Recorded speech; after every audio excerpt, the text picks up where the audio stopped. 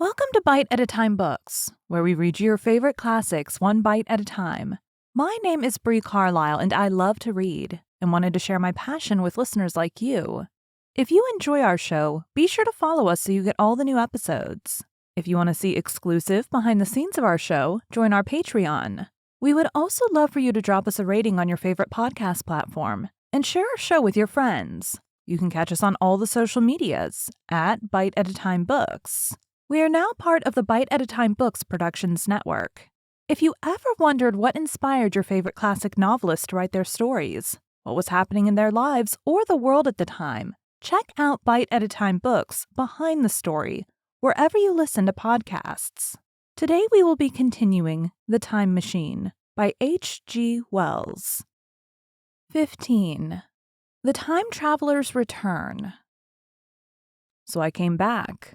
For a long time I must have been insensible upon the machine. The blinking succession of the days and nights was resumed. The sun got golden again. The sky blue. I breathed with greater freedom. The fluctuating contours of the land ebbed and flowed. The hands spun backward upon the dials.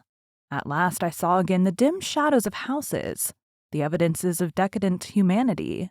These too changed and passed, and others came. Presently, when the million dial was at 0, I slackened speed. I began to recognize our own pretty and familiar architecture. The thousands hand ran back to the starting point. The night and day flapped slower and slower. Then the old walls of the laboratory came round me.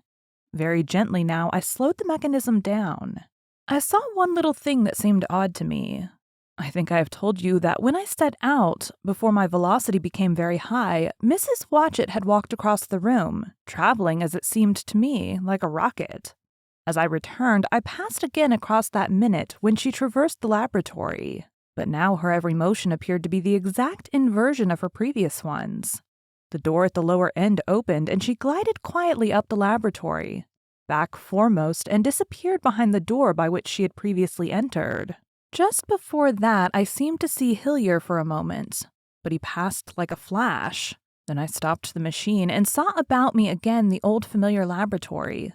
My tools, my appliances just as I had left them. I got off the thing very shakily and sat down upon my bench.